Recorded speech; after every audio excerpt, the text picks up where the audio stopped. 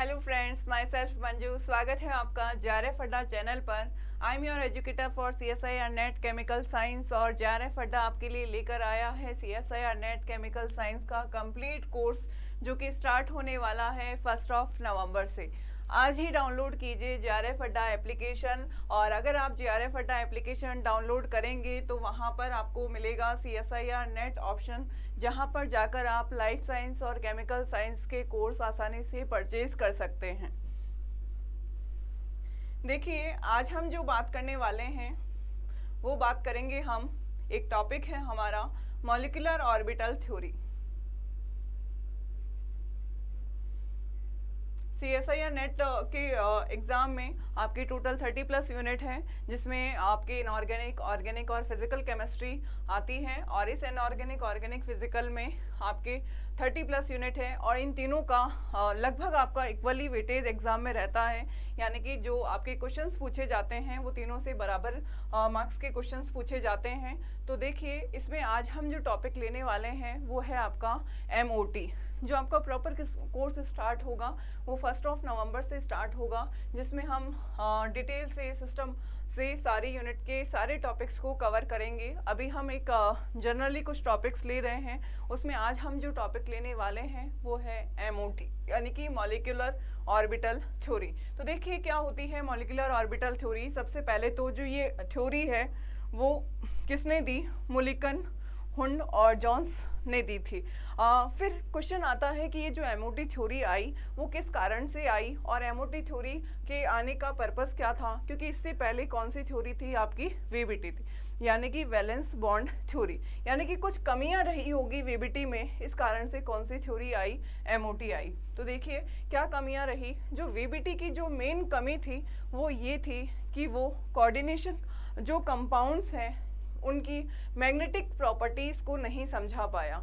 यानी कि कुछ मॉलिक्यूल्स का पैरामैग्नेटिक नेचर, किसका डाईमैग्नेटिक नेचर्स जो होता है, इसको नहीं समझा पाया। और ये नहीं समझा पाया कि जो ऑक्सीजन है इसको अगर हम इलेक्ट्रिक फील्ड में रखते हैं तो वो अट्रैक्ट होता है, और अगर हम नाइट्रोजन को इलेक्ट्रिक फील्ड में रखते हैं तो वो रिपेल होता है। इसका क्या कारण है? तो ये मेन पॉइंट था जिसके कारण आगे जो डिस्कवरी हुई वो किसकी हुई? MOT की हुई। और एक जो VBT है वो फेरोसिन के स्ट्रक्चर को नहीं समझा पाया, और इस कारण से हमारी जो अगली थ्योरी आती है वो है मॉलिक्यूलर ऑर्बिटल थ्योरी। और ये मॉलिक्यूलर ऑर्बिटल थ्योरी आपको क्या समझाती है कि उस बॉन्ड का नेचर क्या है, यानी कि बॉन्ड नेचर को समझाती है। फिर ये जो थ्योरी है वो किसको समझाती है? Properties of the molecule. और प्रॉपर्टीज, कौन सी प्रॉपर्टीज की ये मेनली बात करती है? मैग्नेटिक प्रॉपर्टीज की बात करती है। यानी कि molecular orbital theory magnetic property की बात करती है। देखिए, आज हम जो पढ़ने वाले हैं वो MOT का एक जनरल इंट्रोडक्शन पार्ट है कि जो MOTs में जो टर्म्स यूज में काम में आएगी वो किस तरीके से आगे हम एक एक मॉलिक्यूल की MOT बनाकर उसको एक्सप्लेन करेंगे और प्रूफ करेंगे कि किस तरीके से बॉन्डिंग होती है, कौन सा मॉलिक्यूल ज़्यादा स्टेबल है, किसका बॉन्ड ऑर्डर ज़्यादा होगा, कौन पैरामैग्नेटिक है, कौन डायमैग्नेटिक है। आज हम केवल MOT के कुछ जनरल पार्ट्स हैं जिसका हम डिस्कस करने वाले हैं। तो देखिए आगे MOT में हम दो तरह की ऑर्बिटल्स की बात करते हैं। एक होते हैं आपके एटॉमिक ऑर्बिटल्स और दूसरे हैं आपके मॉलिक्यूलर ऑर्बिटल्स। तो देखिए, एक है आपके एटॉमिक ऑर्बिटल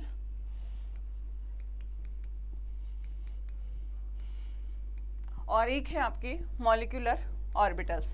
तो देखिए क्या फ़र्क होता है मेनली एटॉमिक ऑर्बिटल्स और मॉलिक्यूलर ऑर्बिटल्स में। तो जो एटॉमिक ऑर्बिटल्स होते हैं वो सिंगल न्यूक्लियस से रिलेटेड होते हैं, यानी कि उनकी नेचर कैसी होती है? मोनोसेंट्रिक होती है। और जो मॉलिक्यूलर ऑर्बिटल होते हैं वो पॉलीन्यूक्लियस से रिलेटेड होते हैं, यानी कि इनकी जो ये किस तरीके के होंगे, पॉलीसेंट्रिक होंगे, यानी कि ज़्यादा न्यूक्लियस से रिलेटेड होते हैं, तो इनकी जो प्रॉपर्टी होगी एक तरीके से ये किस तरीके के होंगे, पॉलीसेंट्रिक, और आपके एटॉमिक ऑर्बिटल कैसे होंगे, आपके मोनोसेंट्रिक। ये मेनली फ़र्क है किसमें, एटॉमिक ऑर्बिटल और मॉलिक्यूलर ऑर्बिटल में। देखिए हम केवल आज ये पढ़ने वाले हैं कि एमओटी में कौन कौन सी टर्म्स काम में आ रही है, एमओटी मेनली है क्या, किस तरीके से डायग्राम बनता है, वो हम आगे की क्लासों में डिस्कस करेंगे। आज हम केवल एमओटी में जो टर्म्स यूज में लेंगे उन टर्म्स के बारे में हम पढ़ने वाले हैं। देखिए आगे, ये जो मॉलिक्यूलर ऑर्बिटल्स होते हैं वो 3 तरह के हैं, या तो क्या होंगे बॉन्डिंग मॉलिक्यूलर ऑर्बिटल आपके, या फिर क्या होंगे एंटी बॉन्डिंग मॉलिक्यूलर ऑर्बिटल्स, और या फिर क्या होंगे नॉन बॉन्डिंग मॉलिक्यूलर ऑर्बिटल्स। देखिए जो बॉन्डिंग मॉलिक्यूलर ऑर्बिटल्स होती है इनकी एनर्जी जो है वो एटॉमिक ऑर्बिटल से क्या होती है, कम होती है। मान लीजिए ये एनर्जी किसकी है, आपकी एटॉमिक ऑर्बिटल की, तो इससे कम एनर्जी किसकी होगी, बॉन्डिंग मॉलिक्यूलर ऑर्बिटल की। और जो एंटी बॉन्डिंग मॉलिक्यूलर ऑर्बिटल होती है इनकी एनर्जी एटॉमिक ऑर्बिटल से क्या होती है, ज़्यादा होती है। यानी कि अगर ये एनर्जी एटॉमिक ऑर्बिटल्स की है तो ये किसकी होगी, एंटी बॉन्डिंग मॉलिक्यूलर ऑर्बिटल्स की। और जो नॉन बॉन्डिंग मॉलिक्यूलर ऑर्बिटल होती है उनकी एनर्जी इनके इक्वली है, यानी कि एटॉमिक ऑर्बिटल्स की एनर्जी की क्या होती है, इनकी एनर्जी इक्वल्स होती है। तो इस तरीके से मॉलिक्यूलर ऑर्बिटल्स 3 टाइप के हैं आपके, एक तो है आपका बॉन्डिंग, एक है आपका एंटी बॉन्डिंग, एक है आपका नॉन बॉन्डिंग। बॉन्डिंग की एनर्जी एटॉमिक ऑर्बिटल से कम और एंटी बॉन्डिंग की ज़्यादा, और नॉन बॉन्डिंग की एटॉमिक ऑर्बिटल की इक्वल होगी। इस तरीके से मॉलिक्यूलर ऑर्बिटल आपके कितने टाइप के हैं, 3 टाइप के हैं। आगे देखिए, ये जो मॉलिक्यूलर ऑर्बिटल्स है इसमें इलेक्ट्रॉन्स फिलअप किए जाते हैं, और ये जो इलेक्ट्रॉन्स है वो कौन कौन से रूल्स को, देखो आपने वीबीटी भी पढ़ी है, वीबीटी में जब हम इलेक्ट्रॉन को फिल करते हैं तो कौन कौन से रूल्स की हम बात करते हैं, हम हुंस रूल्स की बात करते हैं, हम पाउली रूल्स की बात करते हैं, हम अफबाउ प्रिंसिपल की बात करते हैं, और n+l रूल की बात करते हैं। इसी तरीके से सेम ही हम जो इलेक्ट्रॉन फिल करेंगे तो उसमें चारों रूल्स आपके काम आएंगे, और उन्हीं रूल्स के अकॉर्डिंग इलेक्ट्रॉन को फिल किया जाता है। उससे पहले ये जो इलेक्ट्रॉन है इनको हम इलेक्ट्रॉन्स को हम ये जो पूरी मॉलिक्यूलर ऑर्बिटल में जो इलेक्ट्रॉन्स हैं इनको हम किस तरीके से लेंगे, वेव फंक्शंस के रूप में लेंगे। यानी कि जो मॉलिक्यूलर ऑर्बिटल्स में इलेक्ट्रॉन्स की जो डेंसिटी है उसको हम किससे रिप्रेजेंट करेंगे, साई से रिप्रेजेंट करेंगे। यानी कि जी एमओटी में जो इलेक्ट्रॉन्स की जो डेंसिटी है वो कौन सी थ्योरी से एक्सप्लेन की गई, क्वांटम थ्योरी से एक्सप्लेन की गई। मान लीजिए ए कोई एटम है और बी कोई एटम है, और ये क्या बना रहे हैं, ए बी कोई मॉलिक्यूल बना रहे हैं। इनमें जो ऑर्बिटल्स होंगे इसकी जो इलेक्ट्रॉन डेंसिटी होगी उसको हम किससे रिप्रेजेंट करेंगे, साई ए से, और बी की जो इलेक्ट्रॉन डेंसिटी होगी उसको हम किससे रिप्रेजेंट करेंगे, साई बी से। तो इसमें जो बॉन्डिंग होगी उसमें जो इंटरेक्शन होगा वो बॉन्डिंग इंटरेक्शन होगा, उसकी इलेक्ट्रॉन डेंसिटी को हम किस तरीके से रिप्रेजेंट करेंगे, साई ए प्लस साई बी।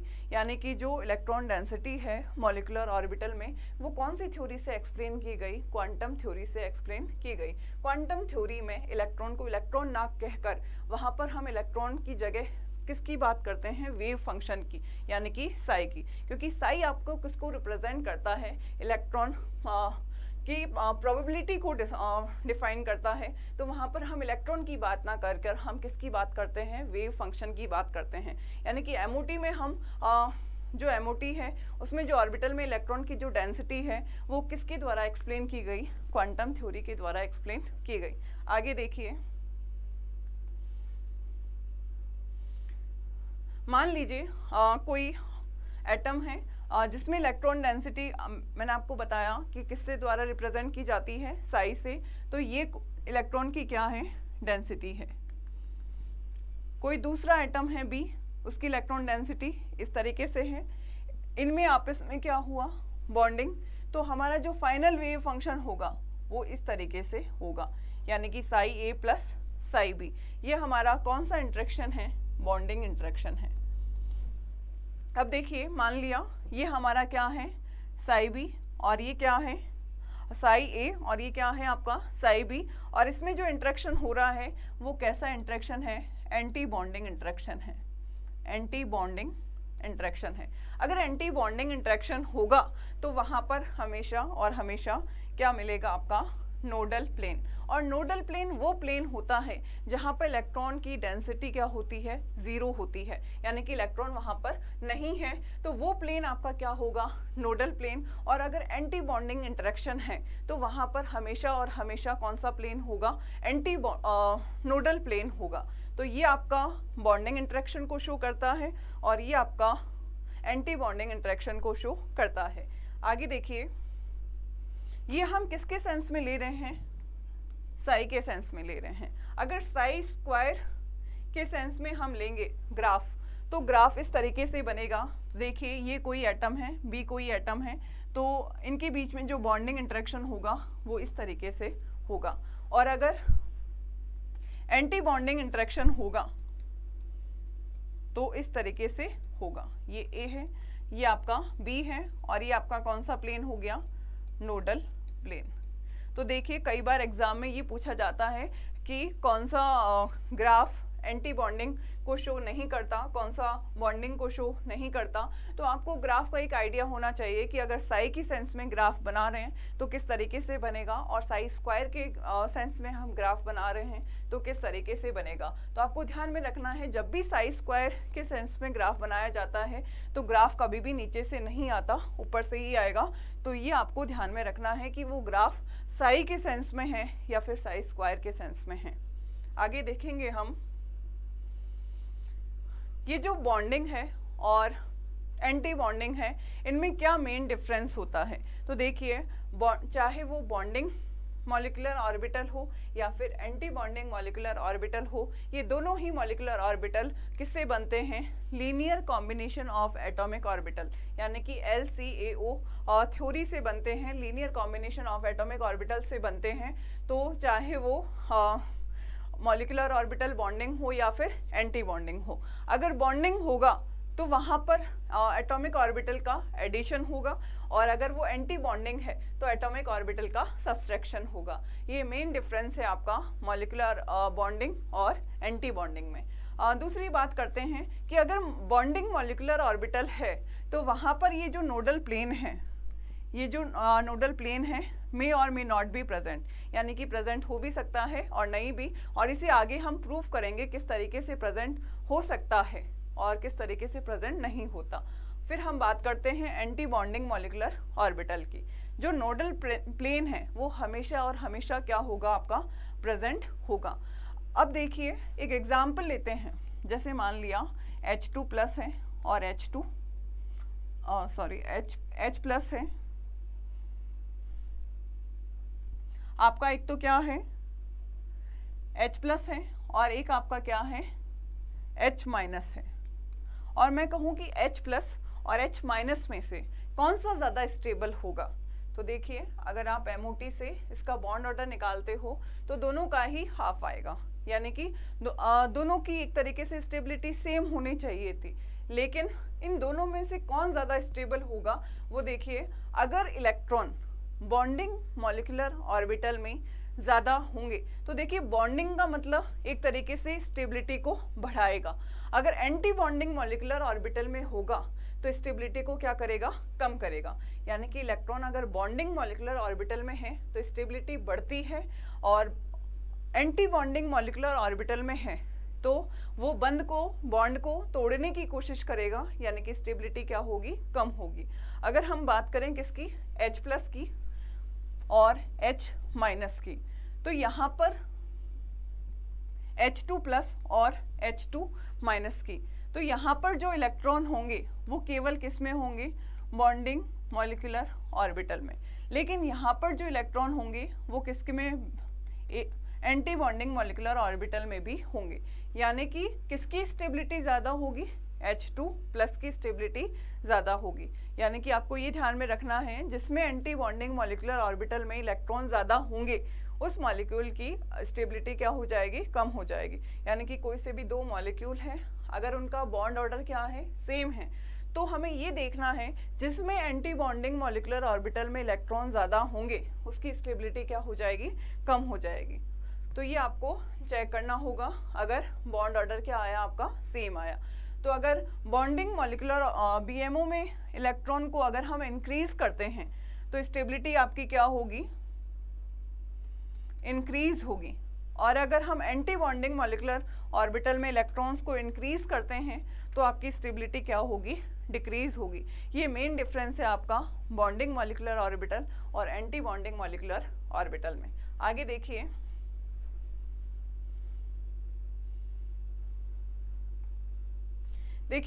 चाहे वो वीबीटी हो चाहे वो एमओटी हो, दोनों में ही ऑर्बिटल्स के बीच में क्या होती है, ओवरलैपिंग। लेकिन ये जो ओवरलैपिंग है वो किस तरीके से होती है, वो दोनों में अलग अलग तरीके से। देखिए वीबीटी में अगर हम दो ओवरलैपिंग की बात करते हैं तो वहां पर अलग अलग न्यूक्लियस की कोई पहचान नहीं रह जाती, यानी कि अलग अलग जब दो एटॉमिक ऑर्बिटल्स आपस में ओवरलैप करते हैं तो वो एक तरीके से सिंगल आइडेंटिटी बनाते हैं।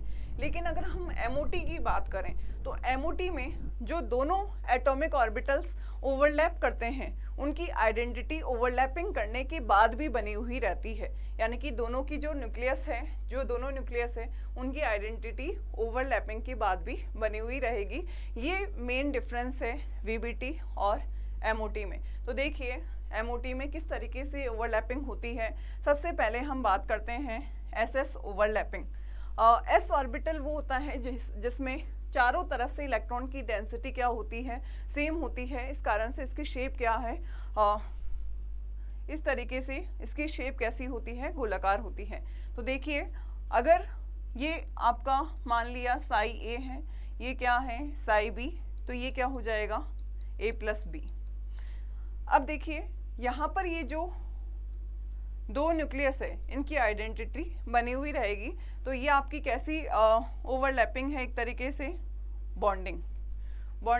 और इसमें कौन सा बॉन्ड बनेगा, सिग्मा। अब देखिए ये जो बॉन्ड है इसमें सेंटर ऑफ सिमेट्री प्रेजेंट है, यानी कि किसी भी तरफ जाएं तो पॉजिटिव रहेगा।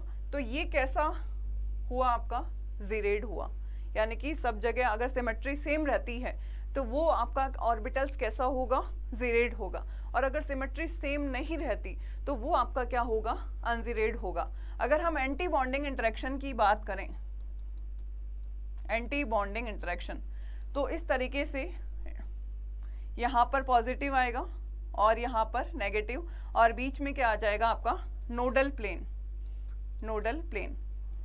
और इस तरीके से ये आपको किसको शो करता है, एंटी बॉन्डिंग। अगर हम यहाँ से जाएं तो पॉजिटिव चार्ज, यहाँ से जाएं तो नेगेटिव चार्ज, यानी कि इसमें सेंटर ऑफ सिमेट्री एब्सेंट है, तो ये आपका कैसा होगा, अनजीरेड होगा।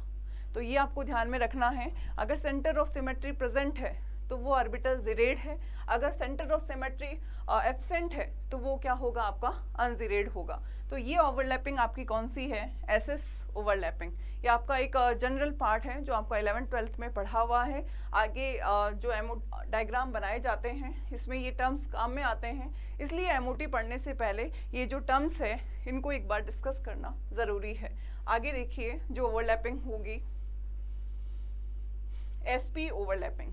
तो ये आपका पी ऑर्बिटल, ये आपका एस ऑर्बिटल, और इसमें जो ओवरलैपिंग हो रही है, इंटरेक्शन हो रहा है, वो कैसा है आपका बॉन्डिंग इंटरेक्शन।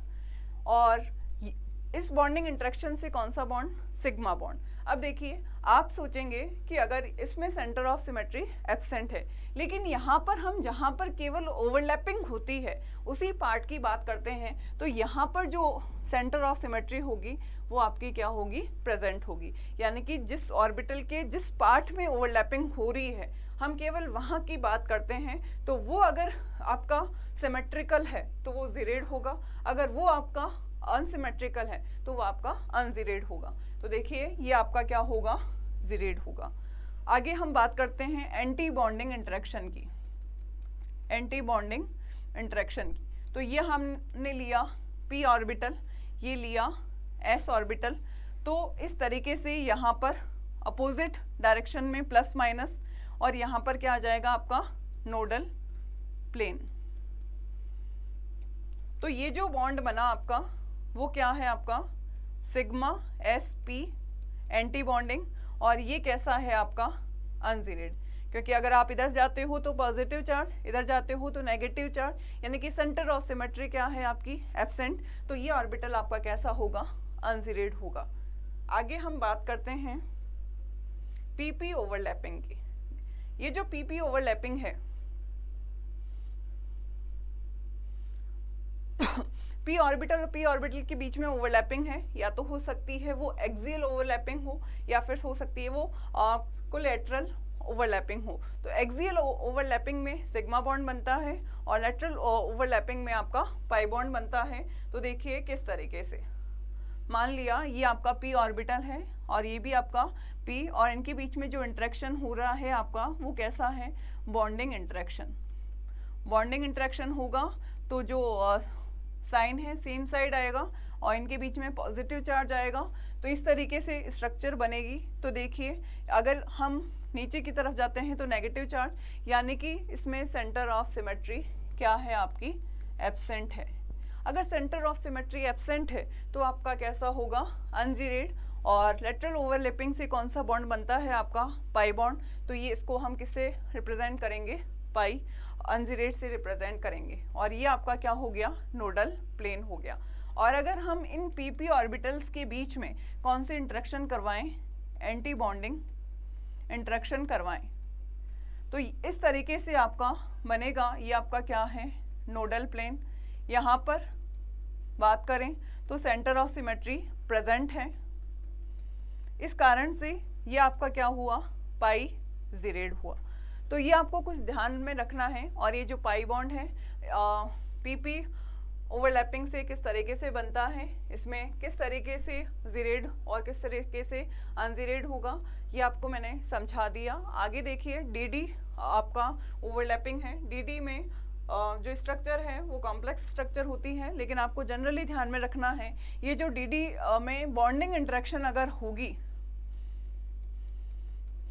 तो आपका ऑर्बिटल्स जो होगा वो कैसा होगा अनजीरेड होगा। और यही डीडी ऑर्बिटल्स के बीच में एंटी बॉन्डिंग इंटरेक्शन होगी। एंटी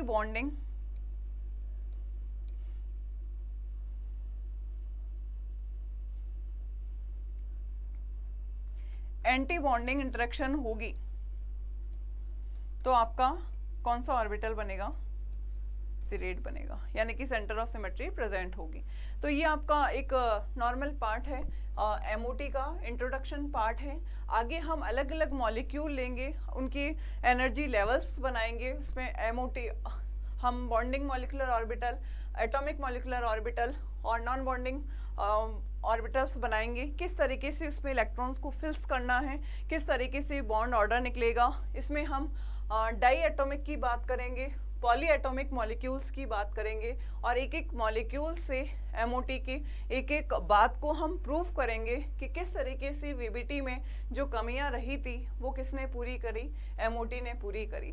तो हम उसमें सबसे पहले ऑक्सीजन, नाइट्रोजन, इनकी एमओटीज की बात करेंगे, और धीरे धीरे हम पॉली एटॉमिक पर आएंगे और एक एक मॉलिक्यूल के एमओटी डायग्राम से हम एमओटी की जो थ्योरी है उसको एक्सप्लेन करेंगे। तो आगे हम एमओटी के जो मॉलिक्यूल्स हैं उनके हम डायग्राम लेंगे। तो इस तरीके से आपका एक पार्ट है। एग्जाम में एमओटी से रिलेटेड काफ़ी क्वेश्चंस पूछे जाते हैं। इसमें बॉन्ड ऑर्डर, स्टेबिलिटी ऑर्डर, इस तरीके के क्वेश्चंस पूछे जाते हैं, और हमेशा नेट के एग्ज़ाम में एमओटी से 3 से 4 क्वेश्चन आते हैं जो आपको एमओटी के हम एक एक मॉलिक्यूल से प्रूव करेंगे कि उसमें किस तरीके से डायग्राम बनता है, किस तरीके से बॉन्ड ऑर्डर निकलता है और किस तरीके से वो ज़्यादा स्टेबल होते हैं।